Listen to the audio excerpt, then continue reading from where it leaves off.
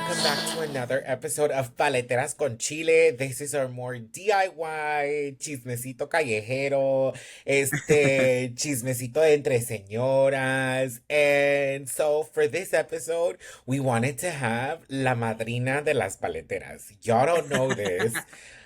Oh, can you guess why I'm calling you la madrina? I know exactly why. A ver, dile a la gente why we're calling you la madrina. Pues porque ustedes se conocen, las paleteras se conocen because of me, por la fiesta, por andar de parranderas allá por las Méxicos en Nezahualcóyotl. For real, see. So all three paletas, we met each other through our friend, our sister, Edwin Soto. ¿Cómo estás, bebé? Edwin Soto Saucedo, una Bien. disculpa, dispensa. No, no, está bien, está bien. I go ¿Cómo by es? both. Todo bien, bien, aquí con un calorón, aquí tratando de quedarnos frescas, no derretirnos, que no se nos derrita lo bueno. Bebé, pues esta paleta ya se derritió. ¿Qué? Eso es chisme Ay, para... con que Eso se la, es... con que esté comida y derritida. Ay, bebé. La que come ahora soy yo, bebé. Es muy diferente. Period. But La que puede, listen, pues. so... bebé. Y la que no, pues... Lástima. Que Eh, busque. for this episode, I thought we just, what we would just kiki. I think there's so much happening within the context of the world, particularly in the things that you also do, that I thought we would just kiki and also use as an opportunity for you and I to just chat it up a little bit because I feel like we haven't done that anyway. So, Sí. primero que nada, cuéntale a la gente quién eres, qué haces, cómo te llamas, soltero, casado, divorciado, viudo. Ay, bueno, estaría viudo, pero con dinero, ¿verdad? Well, manifesting it. Pues Edwin Soto Saucedo me introduzco. Gracias, Jose Richard, por la introducción y las paleteras for having me. Pues originario de México, de la Ciudad de México, pero mi familia somos de Nezahualcóyotl, con raíces en Guerrero. Been living in the United States since I was 1 year old. Aquí en el Valle, I always represent the San Fernando Valley, con mucho corazón. Been doing a I'm lot of like, community ooh. organizing since a very young age, desde que tengo 12 años. Been living in the United States sin papeles, pues ahorita con lo que está sucediendo, ¿verdad? That's been like the hot topic. I work professionally. I do work in entertainment at the intersection of diversity, equity, and inclusion, and labor rights for performers. So, aunque sí ha estado un poco duro la situación aquí en los Estados Unidos con el contexto de ser inmigrante, indocumentado, queer. Pues la verdad que la vida me ha conectado con mucha gente tan bonita y pues las oportunidades tan privilegiadas en mi situación, ¿verdad? I also have DACA, so to be able to continue advocating for our communities, not only in the workplace, but in the intersections of queerness, film, television, has been such a beautiful opportunity for me, pero ando en todo menos en misa. Ay, bebé. Pues deberíamos empezar por allí entonces. Una que nos agarren confesadas, di. You know what? I'm curious, Lister. I don't think I knew that you've been organizing since like for such a long time. I have too. I'm curious to hear from you. How have you been able to stay in it? You know what I mean? And I'm pretty sure that it looks different, right? I think a lot of Yeah. people don't realize that or that, organizing and doesn't look the same throughout the entire like tenure that we've had, because we've been Yeah. organizing for such a long time that people have this perception of what organizing is and also realizing like I'll give you some context. For example, like I think coming back from like when I was organizing in high school, like a lot of that had to do with like a lot of civil disobedience, a lot of direct action, a lot of like getting in front of legal observance, media trainings. I mean, it was like the Mhm. whole situation.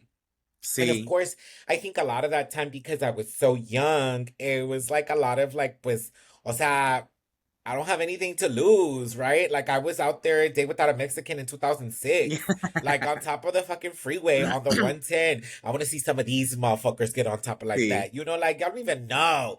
Yeah. Like people don't even know about like chaining ourselves up to the Israeli consulate in 2008. Like, Mm-hmm. girl, we've been around Or these enfrente streets de las, de like the in front of the federal buildings, right? Where they were taking out the cars. 100% on Wilshire and National, girl. Like, Yeah. what? Like, that bus only lane on Wilshire. We helped make that with the bus riders union. You welcome. The one Yeah. out. Like, when I tell you that, like, I feel like one of the most beautiful things about, like, the work that we've done, and I include you in this, is because we're born, born and raised here. You know what I mean? Like, girl, you got here at 1 year old. You were raised Yeah. here. Yeah. Like, 818 See, 323 213, like all those things. But I'm curious to hear for you, what has been that evolution, and how have you maintained it and so without burning out, you know? see. Well, I think it's the fact that I'm still undocumented, right? And that there's different intersections. When I started, I always, I really gave into that good immigrant narrative, right? So I started getting involved in middle school when there was a leadership program that some of the teachers at my middle school, shout out Sun Valley Middle School, for creating that program that really helped youth, which the school was predominantly working class, hood communities, where, we had a bunch of like youth that were already involved in gangs, right, and stuff. And so this school had created this program to really help young folks in the school to be able to use their voice to advocate not only for our rights in our school, but in community and in our larger context of like in politics. And so from a very young age, right, we were speaking with local politicians. We were getting trained on how to lose the fear of speaking in public, how to use our voices to be able to really amplify the issues that are affecting not only our families but ourselves, like in our schools.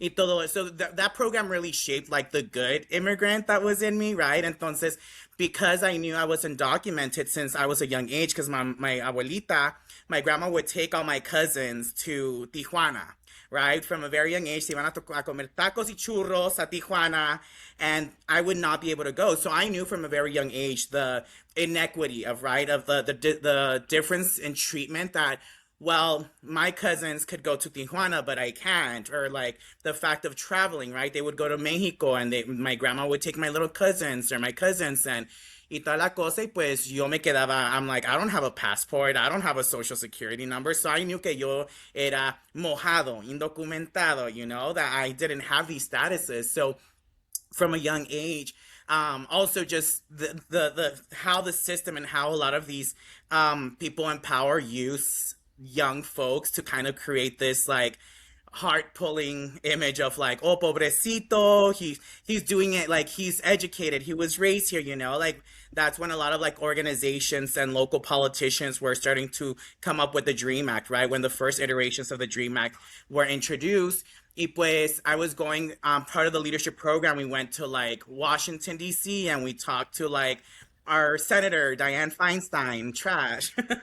And so I remember being in front of like a bunch of schools from across the country, and the teacher was like, you should ask your question. And so I had to prepare a question of like, do you support the Dream Act? And do you support undocumented youth to be able to get access? So aquí yo tenía 12 años, asking these questions to some of the highest people in position in government. Y pues de allí empecé like really getting involved. In high school, I was part of this social justice program where my professors were like hardcore socialists, like anti-colonialism. Like they were the Spanish teachers that were like embedding like imperialism and like how the maquiladoras are an example of imperialism and like capitalism into their Spanish courses. And of course, these professors were the ones that were involved in like organizations that are now getting a lot of notice, like Unión del Barrio and like Arre, which were like the educators of like Raza educators and whatnot. And so they were embedding some really cool and like the other side of like American history into our program. So they were the ones that were like, y'all have this issue, organize. And they were teaching us how to organize in the classroom. Like they would leave their classrooms open. I remember that And like in 2008 or 2009, there was a lot of pink slips, right? For people that know pink slips, LAUSD was like basically Yes. cutting all the professors that didn't have tenure, or they were the younger ones. They were the ones that were coming with like really badass, like new skills in teaching students. And so what we did, we organized a sit-in. I remember that my friend Lupita and I, like, she was this like chola girl, like she's like, nah, like they're gonna get rid of my professor or my math professor, and he's so chill, y que toda la cosa. So it really was like this chola and I that were like going around, we're like, we're gonna do a sit-in, don't go to class. And so they really started teaching us how to use not only our voices, but now our bodies, right? Really creating civil disobedience to be able to affect change. Y pues otras cosas sucedieron that I really, that's how really my roots started. And I owe it to these really badass professors and educators that were really going against the, not against the curriculum, but really embedding curriculum beyond what was required by the LUSD. 100%. Oh my God, you're talking about pink slips. Like, listen. People don't even know. But it's so funny because I think similar to you, shout out to all the educators that really formulated and helped shape, I mean, a lot our young minds and even the educators today. Shout out to the educators who are doing the same thing. I think I have a lot of very good friends who are teachers and educators, and I'm always kind of like, Ah. Me acaba de llegar un mensaje de que bebé tienes la niña lagrimosa y yo, ay no, ay no, baby, it's Mexico. Ay, take me back. But it's Ay, again, ay no, este. girl, es que los de México están, eso sí saben hablar. They know how to be direct. Baby, I definitely will say coming back. Bueno, ahorita llegamos al tema de México because we have a very fun shared experience in Mexico. Yeah. No, 100% similar to you. You know what's so funny? There are very many videos out there of me with like my little queer lisp at 17 years old talking about the things that I was talking about. Like I was transit racism and like you know what I know I'm so horrible in this video. I got an award by the California Teachers Association in 2009, I love and it. definitely I went into undergrad and I was like, listen, I am an award-winning activist. Uh-huh. But girl, She it's knows what because I she's mean doing. it's because it's interesting. It's interesting that you're talking about like the good immigrant narrative. When I think on my end, as someone who was born in this country and who does have documentation, I think the narrative that was placed upon me was the overly grateful child of immigrant, if that makes sense. Yeah, no, I hear that. You know what I mean? And again, not comparing one or the two. I think they're very different narratives. It's in the hopes of understanding how our relationship to borders, while different, really also impact the way that we then move about the world. You know what I mean? Absolutely. Like And I think también, like, it's just, we have a very different perspective of what organizing looks like because this was before social media or when social media was barely coming up, like we were like on the ground, like we were having these like conversations with people 101 and like the people that I remember that when I came back from Chicago for school, that's when I first met the Immigrant Youth Coalition out here, right? Which were like a bunch of like undocumented queer led groups that were like about the abolition framework, right? It's what does like shutting down like ICE, what does shutting down detention centers? How is it that we go ahead and fight these systems that are not that are layered, right? But they all come from patriarchal, imperialistic, nationalistic frameworks.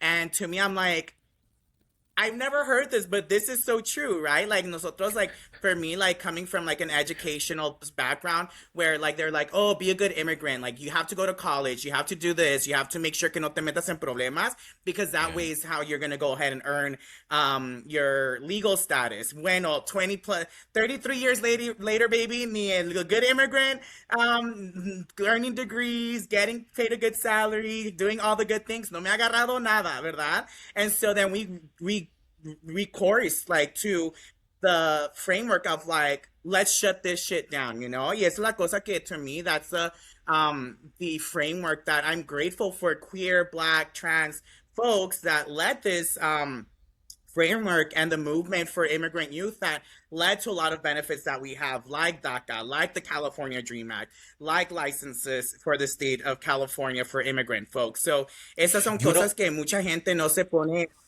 a pensar that that was led by undocumented folks. 100%. You know, one of my biggest pet peeves, for example, is like as a transportation planner and coming from the world of transportation, because that's where a lot of my organizing comes from, but also like LGBT rights, and that's a whole nother moment.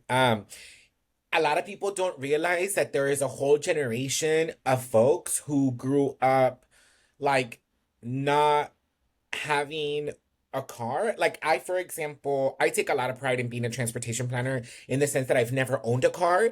Not because Mm, some of these transportation planners say they're like, I choose not to, y se creen in their altruism y que no sé qué, que no sé cuándo. And it's like, no, bitch, I couldn't afford a car, first of all. And then now that I can, I don't want one. You know what I mean? I've never had a car. But like a good Angelino, I definitely got my license at 16.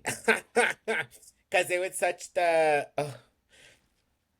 um it was just like the way of a rite of passage for anyone here in LA.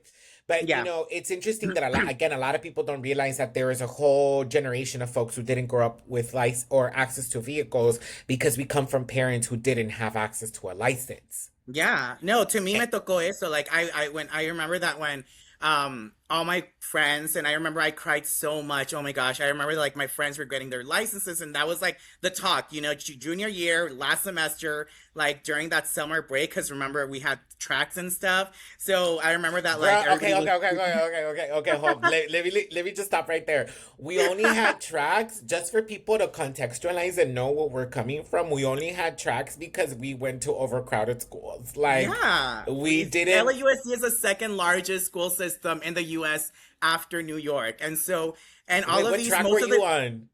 I was track C baby. Bitch, me too. I mean, I was in all the tracks, but I rep C track the hardest. Porque Because, te I mean, that was. sacaron por peleonera, huh? No, Yeah, see, that's I what. mean, that's also just indicative of like a lot of the hood schools had tracks because they were so overpopulated, right? And so that's when they started really like building other schools, taking people's homes away to be able to build schools. But that's a whole other conversation, ¿verdad?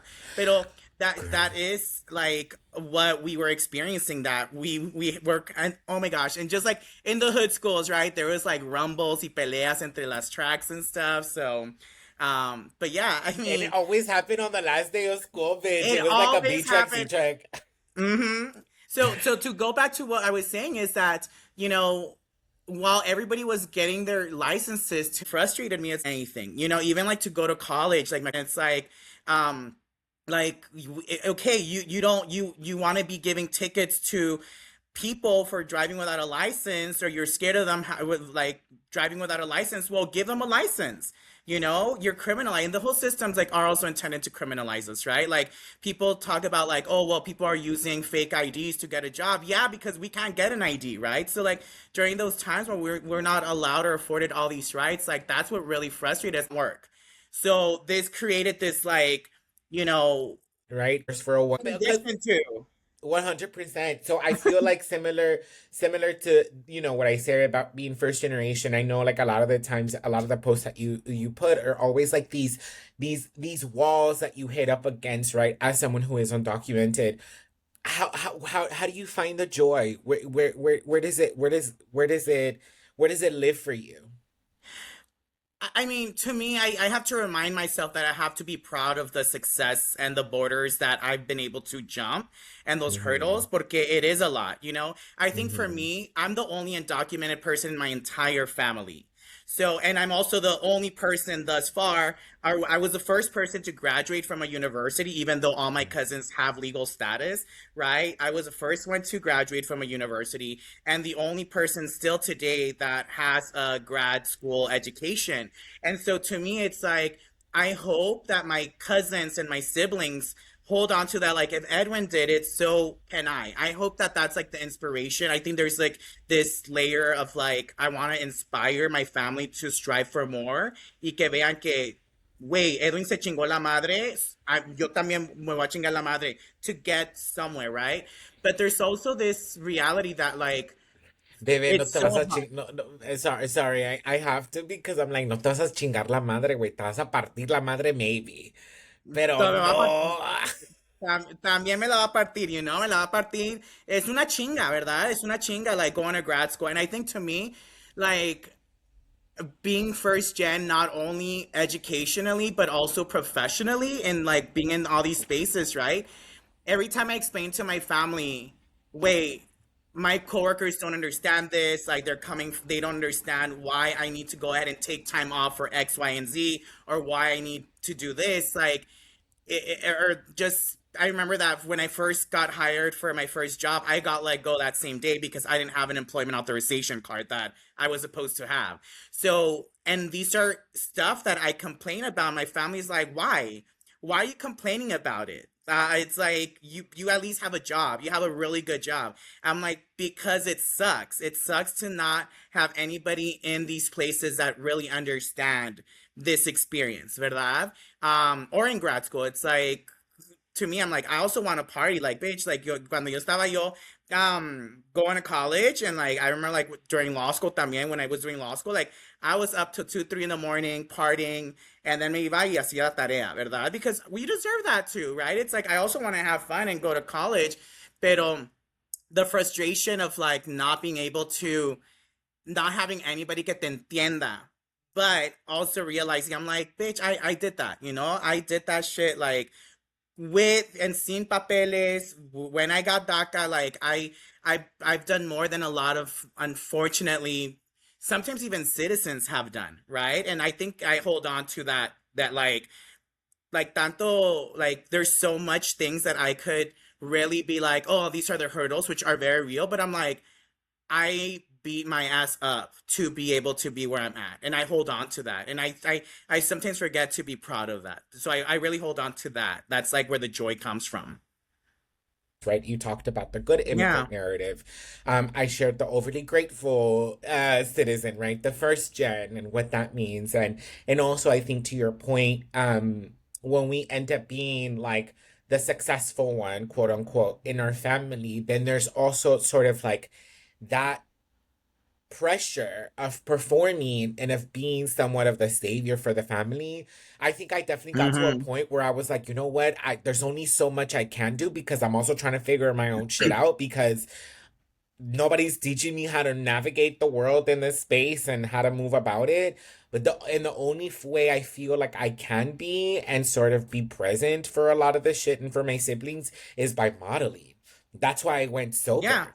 You know what I mean? Like, and there's nothing, I mean, I can try as much as I want to be like, don't do this, don't do that, but they're still humans and now they're adults and they're not going to listen to me or choose not to. They And could all I also can figure it do. out, girl. We figured it out ourselves. And I think I always tell this, whether it be my siblings or other people that are in the same situations as us, is we found a way to figure it out. I do always say that I have the privilege of being able to have a community that knows how to connect me or how to Yeah. reach out. If I need resources, I reach out. Pero I always tell people, I'm like, these people were raised by the same parents, the same grandparents that I was.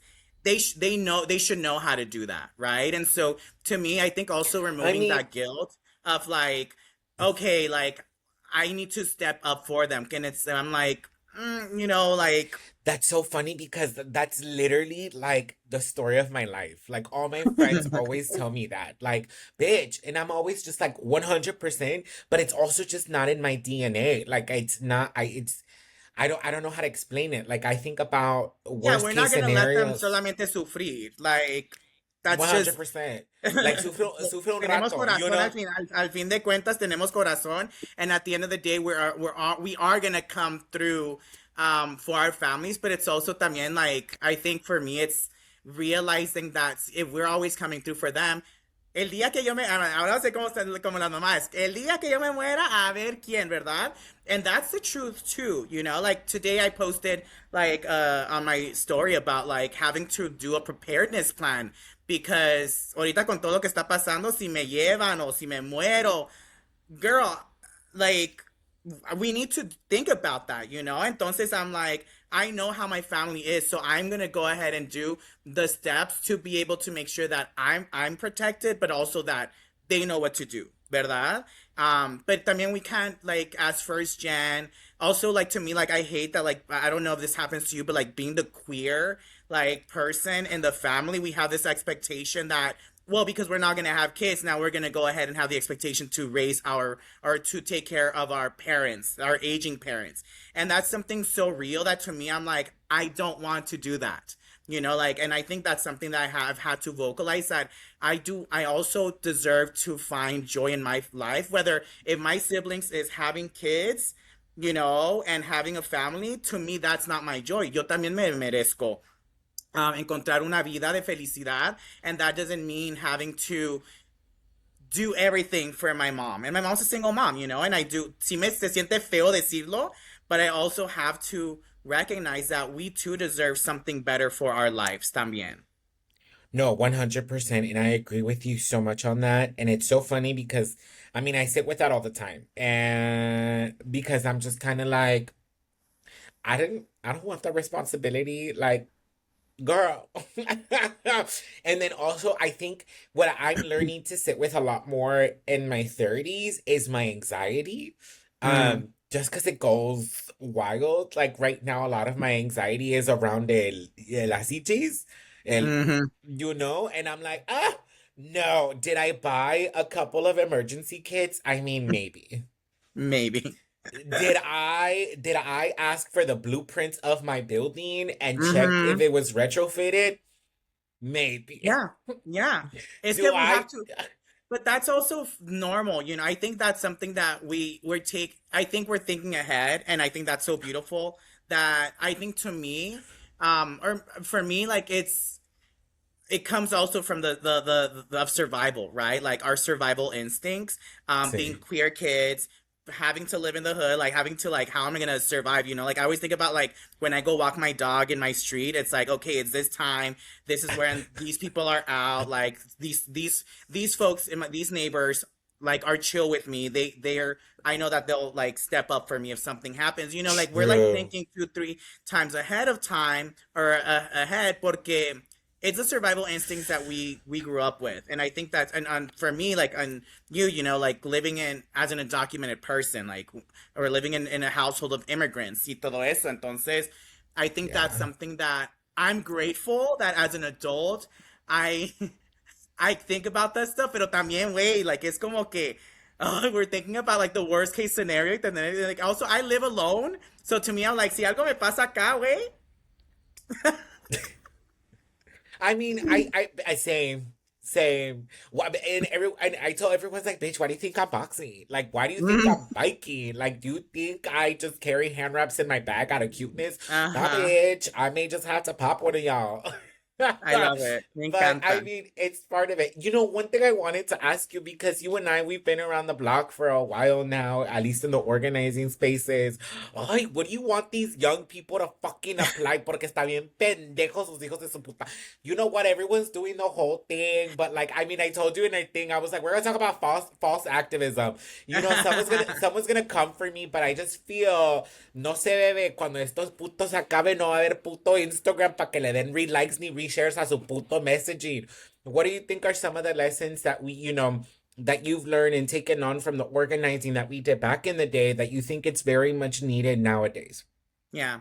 I think some of the most meaningful and powerful organizing and work in community is on the ground, right? Is being in spaces where you're meeting other folks. It's going to meet the people that are impacted. It's like coming through on the streets, right? Like, I think that for me has been one, not only the most impactful, but the most enriching for my growth because that's where I learned from a lot from, I met other organizers that were doing like some really incredible work that I got to tap into. You know, a lot of the folks that I've learned and I admire are people who have been organizing longer than I have, or doing a lot of the work that was being done, that you probably know también, that were like chaining themselves to like the ice fences, you know, the like the federal building fences. And these were undocumented people that didn't even get to apply for DACA because they had this record, right? But because of them, we have all these benefits. Also, being able to know who is involved in what,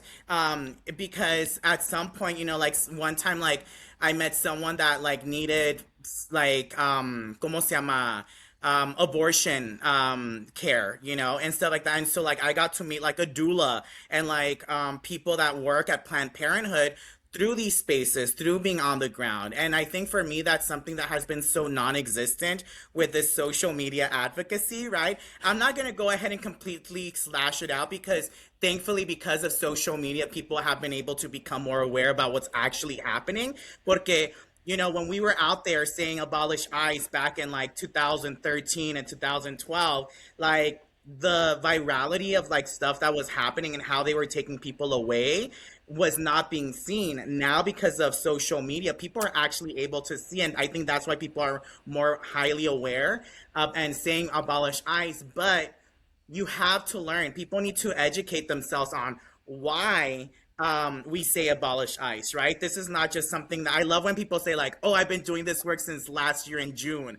I'm like, that's cute. That's so cute. Oh, but they're hella ready to capitalize on a fucking collaboration, Oh, amiga. Se absolutely. sabe. Absolutely. And to Ay, me, I think no. it's like we have to be mindful of the people that are still at the forefront and whose voices, to me, like, lo que me jala de las greñas, creo que, like, we want to be the voice of the voiceless. It's like, baby girl, like, we've been People got having a voice. We've voices. been out and Yeah. loud this entire time, you know? And I think to me, it's like the erasure of folks in any type of activism space or advocacy space. You know, a lot of people that are trying to decolonize, right? They're not even connected, or they're not even learning from people that are indigenous to the lands that they live in, but they want to decolonize, right? So, like, stuff like that, where there's erasure happening in the name of activism and advocacy, has been something so prevalent. And so to me, I think what the young folks need to learn is that they need to find a space where they're able to build community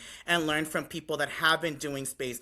And not only people that have been doing space, reliable organizations, reputable organizations that have been doing on the ground work. Porque ahorita tenemos que las PSLs, que las defensas y no sé qué tanto all over the world, all over the country, girl. And I'm like, who are these people? You know, and a lot of them are white led, which is like, make it make sense, you know? And white Pero Latinos exist too, girl. Let yeah, them white know. Latinos exist too. And to me, I think what's the interesting things is that a lot of citizens have been wanting to center themselves in the fight for immigrant rights.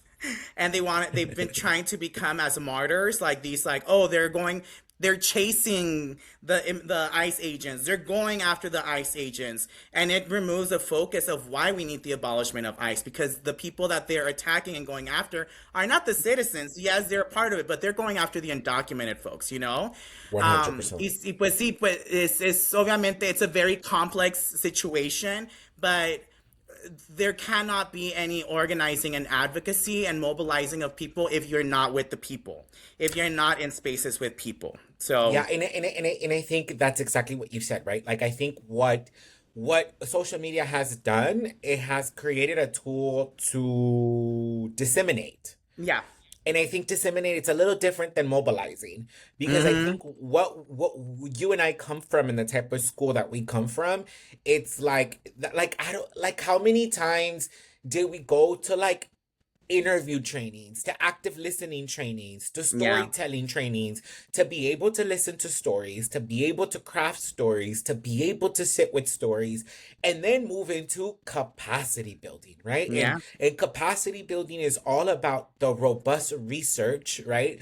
The power analysis, because you and I Yeah. both know that none of these systems operate in vacuums. They're Mm-hmm. codependent on one another and they're intersectional. You remove one tentacle, there's eight others. Girl, we used to do Yeah. something called the octopus of oppression when I was in high school. Now I like octopi, and I was like, girl, we were out here being Mm-hmm. horrible to the octopus. You know they're queer as hell. I love Um, it.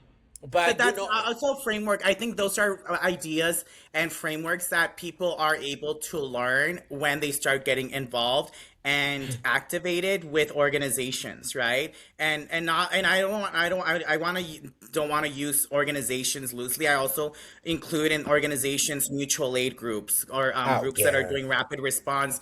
Porque I don't want folks to think that like organization is only these No, because 501c3s y que te está right. madre, like Because like mhm. just to break it down a little bit, like something like for example a mutual aid group, that's a direct service that folks are doing, Yeah. right? There's advocacy, there's direct service, advocacy, there's civil disobedience. There's so many approaches and tactics to transformational change. Girl, I'm like, people be really out here forgetting that we went to like not necessarily school for this, but we went to a school, o sea, de que we come, and to your point, that we come from a genealogy of organizers, right? Like Mhm. I mean, I always say that I am the urban planner that I am because I come from the bus riders union. That's who Yeah. organized me and Yeah. radicalized me. You know, the Labor Yeah. Community Strategy Center. And I think Shut that's back up. also like another area of work that people don't realize that there's such a large intersection of immigrant advocacy with labor rights advocacy. And to me, that's kind of where just naturally when I came into the work that I do, I work for the largest labor union in the world that represents creatives and artists and performers.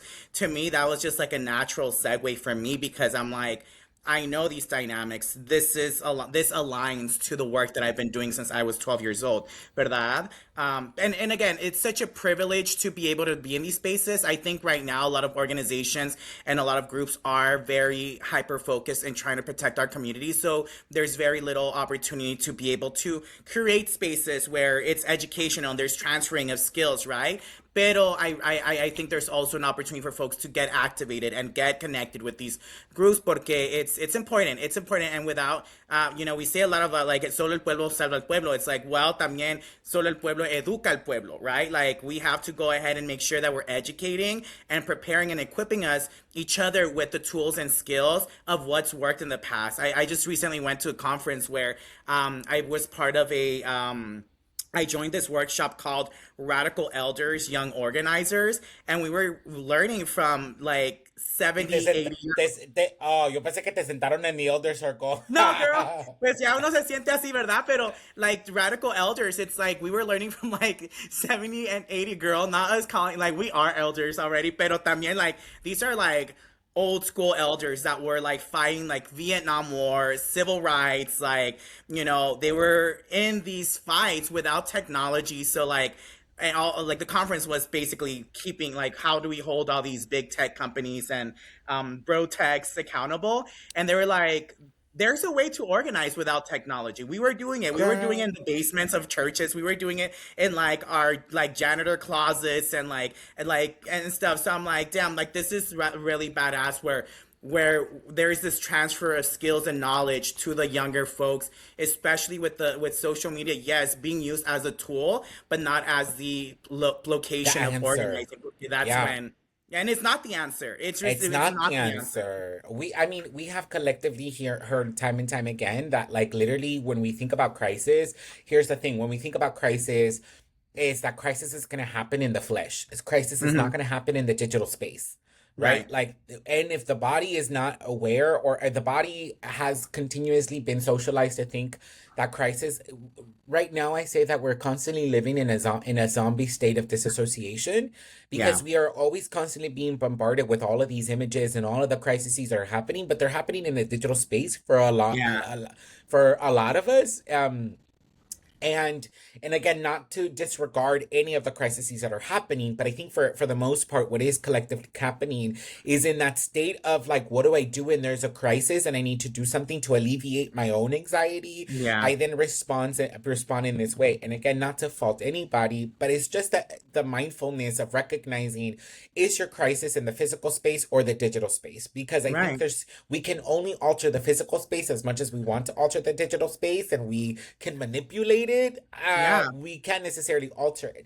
I'm curious to hear, and just kind of to wrap up, estas conversaciones se van bien rápido Sí, aquí. claro, se fue. One of the things that I've been noticing, I love that. I feel like this is just like a little rinconcito to check in with other people and being like, girl, ¿cómo Sí, andas? You know, it's sí, like sí, sí. taking it back to our pandemic days. Like, girl, you good? Ajá. Pero, o sea, speaking of spaces, it seems like right now, pinches jotos, and I'm gonna call them what they are, particularly the gaysest men, the gay men. Aunque mira, now that she's boxing a lot more recently, a lot of people call me he, Hija. him, and I'm like, is she a her? Is she a he now? Oh my Ajá. God. But that's another episode.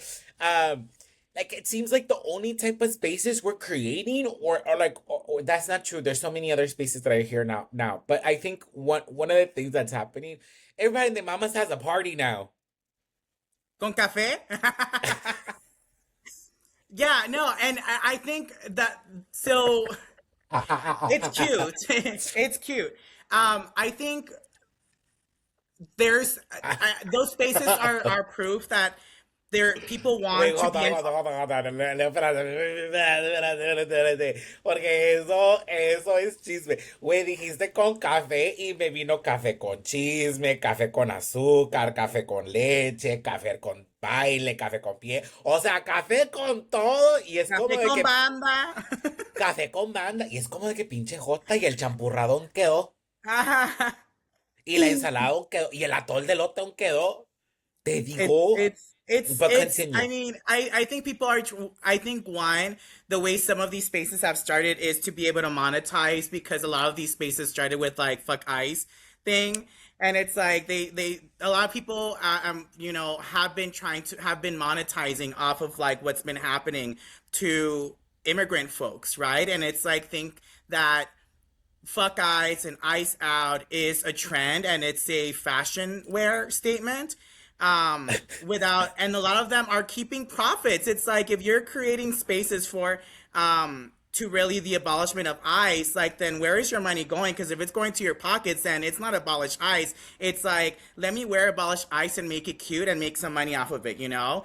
And so and really using culture. And I don't care about people throwing parties and stuff. I think to me it's like how we what the approach is, right? And how we're building around it and who is at the face of these spaces is also very important, right? And you know what's missing? I think this is my barometer. So, I don't know. I don't know if it's that I'm getting older. As I'm getting older, if I'm becoming more moderate or more conservative, to say it like that. Or maybe it's because we come from this different type of organizing that we know how to smell the funk. But Yeah, it's like absolutely. to your point exactly. For I know. I'm like, are we gonna put it? It's because okay, it's because I've seen it. You know, I've seen like for example the other infamous one, chinga la migra, and I'm like, first of all, that's correct. Yeah. It's grammatically incorrect, but that's another. Who am I to police people's language? But whatever. Este first, second, it's like bebe, like who you're not the one who made that phrase. At this point, we don't even know who did it. But I've seen multiple people plasmándola in the same AI generated bullshit. And it's like, oh my God, amiga, but don't use AI. Like, ¿a qué costo, Or bebé? like to put it like in like as a like, okay, you're gonna bring banda and you're gonna put I like chinga la migra like for a video to promote your event. Like, But so hold is on. this a protest? Is this a space to protest, or is this like a dancing cafecito thing? You know? And I think that's Oh, hold also on, like, hold on, hold on. I'm gonna stop you right quick because you said banda two times.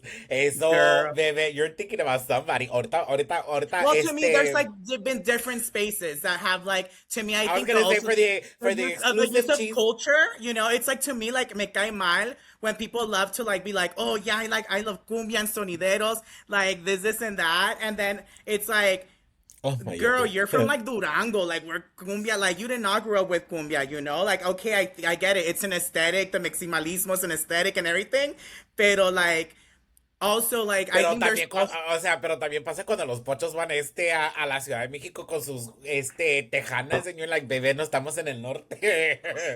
Hablando that's de, the this is thing. You actually know, a I think Mexican there's also brand. a real appropriation of culture that I'm not gonna go ahead and like, That's a whole you nother know, topic. like appropriation of like and using culture for gain. It's like I understand like you're honoring your roots and stuff like that, but también yo no me voy a, yo it's funny because one of my friends says, Edwin, you have an identity crisis because tú quieres hacer de todo. I was like, baby girl, like it's not my fault that my family is from un pueblo where they play banda y todo esto, but I'm also from my family, from my dad's side, is they're cumbianeros. Like, are they like Oh, they're we know. hardcore cumbia, you Oh, we know? know. And so, but I'm not gonna go and like try to do this whole like como se dicen la buchona vibes because girl, I do not come from buchona vibes, you know, like that Girl, would I be like a mean, complete disrespect. Like que diga yo, oh, I love Chalino Sanchez because I know who Chalino Sanchez is, but that's like not like the culture that I grew up with. And I think it's also very not mindful and it's almost disrespectful when people who 100%. Like, I feel like I may know Chalino Sanchez more because he used to go to the Lakewood Swap Meet than I know Chalino Sanchez music. Like, bitch, I cried when yeah. Chalino Sanchez Jr. died because he was fine as hell. Uh-huh. Girl, you remember that? We were like in middle school. The first time I heard about Chalino Sanchez when he had passed away in middle school, and my cousin came crying home. Like, and I'm like, who the heck is Right. this? Like, And then the only but reason again, my because cousin I cried don't, was because he went to the Lakewood Swap Meet. pero son cosas así que like there's this desire to feel connected to all these identities that people really strive to like be part of this like spaces where I'm like, girl, aprende a zapatear primero, ¿no? Like, Oh, yeah. aprende a dar una vuelta en la cumbia. And, you know, it sounds so like, también like, Así bebé, aprende, es así ajá, bebé.